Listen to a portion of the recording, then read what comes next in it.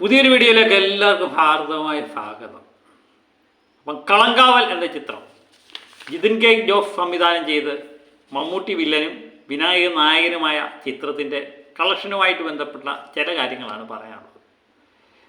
കളക്ഷനുമായിട്ട് ബന്ധപ്പെട്ട് ഇന്നലെ കളക്ഷൻ കൊണ്ട് 50 കോടി കടക്കും എന്നാണ് നമ്മൾ പ്രതീക്ഷിച്ചത്. പക്ഷേ ഔദ്യോഗികമായിട്ടുള്ള യാതൊരു സ്ഥിരീകരണം വന്നിട്ടില്ല. 50 കോടി കടന്നിട്ടില്ല എന്ന് തന്നെയാണ് നമ്മൾ കരുതുന്നത്. കാരണം മമ്മൂട്ടി കമ്പനിയുടെ ഭാഗത്ത് നിന്ന് ഔദ്യോഗികമായ സ്ഥിരീകരണമൊന്നും 50 കോടി കടന്നതിൻ്റെതായി ഉണ്ടായിട്ടില്ല. അപ്പം ഇന്നലത്തെ കളക്ഷൻ നമ്മൾ പ്രതീക്ഷിച്ച ലെവൽ വന്നില്ല എന്ന് തന്നെയാണ് പ്രതീക്ഷിക്കുന്നത്. കാരണം മൺഡേ ആണ്, തിങ്കളാഴ്ച വളരെയധികം കളക്ഷൻ കുറയും എന്ന് നമുക്കറിയാം. ഏകദേശം 50% ഇടിവ് നേരിട്ടു എന്നുള്ളതാണ്. 50% കൂടുതൽ ഞായറാഴ്ചത്തേക്കാൾ ഇടിവ് നേരിട്ടിട്ടുണ്ട് എന്ന് തന്നെയാണ് നമുക്ക് കിട്ടുന്ന വാർത്തകൾ. ഏതായാലും കേരള കളക്ഷനും അതുപോലെ ഇന്ത്യ ഗ്രൂപ്പും ഒക്കെ കൃത്യമായിട്ട് വന്നിട്ടുണ്ട്. വേൾഡ് വൈഡ് കളക്ഷനും വന്നിട്ടുണ്ട്. എന്നാലും ഞാൻ അതിൻ്റെ കൃത്യമായിട്ടുള്ള വിവരങ്ങൾ നൽകാം. ഇതിൽ കർണാടകത്തിൽ നിന്ന് ഞായറാഴ്ച ദിവസം 65 ലക്ഷം രൂപ ഞായറാഴ്ച ദിവസം നേടിയെങ്കിൽ ഇന്നലത്തെ ദിവസം നേടിയത് 15 ലക്ഷം രൂപ മാത്രമാണ്. അങ്ങനെ 1,95,00,000 ഈ ചിത്രം ചെന്നെത്തിയിരിക്കുന്നു. ആന്ധ്രയിൽ നിന്ന് 2 ലക്ഷം രൂപ മാത്രമേ കളക്ട് ചെയ്യാൻ പറ്റുകയുള്ളൂ.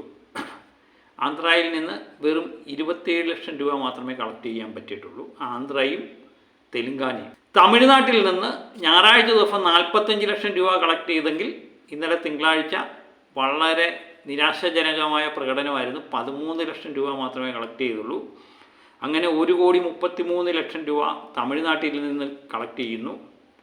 കേരളത്തിൽ നിന്ന് ഇന്നലെയും 3 കോടിക്ക് മുകളിൽ, നമ്മൾ നേരത്തെ തന്നെ പറഞ്ഞു 3 കോടി എങ്കിലും കളക്ട് ചെയ്യും എന്ന് പറഞ്ഞു.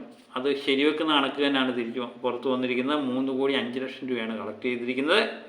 അങ്ങനെ 18,55,00,000 ഈ ചിത്രം എത്തുന്നു കേരളത്തിൽ നിന്ന്. റെസ്റ്റ് ഓഫ് ഇന്ത്യ ഹിന്ദി ബെൽറ്റിൽ നിന്ന് 5 ലക്ഷം രൂപ മാത്രമേ കളക്ട് ചെയ്തുള്ളൂ. അങ്ങനെ 70 ലക്ഷം രൂപ ഹിന്ദി മേഖലയിൽ നിന്ന് കളക്ട് ചെയ്തിട്ടുണ്ട്.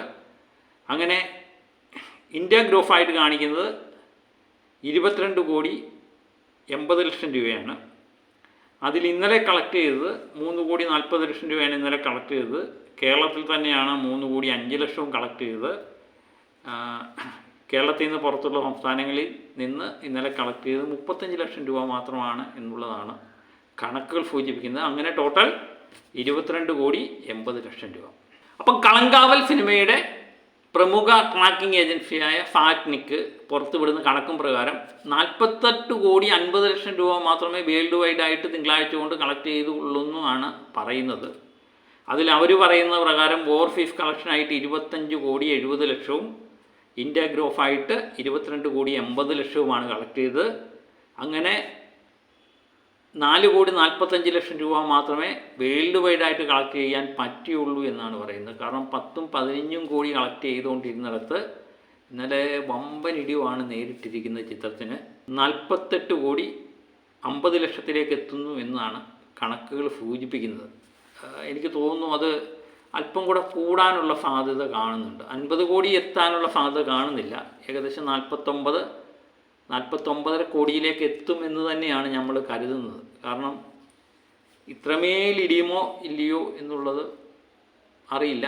വൈകുന്നേരം പുതിയ ട്രാക്കിംഗ് റിപ്പോർട്ടുകൾ വരുമ്പം ഇതിൻ്റെ കൃത്യമായിട്ടുള്ള വിവരങ്ങൾ നമുക്ക് കിട്ടുമെന്ന് തോന്നുന്നു.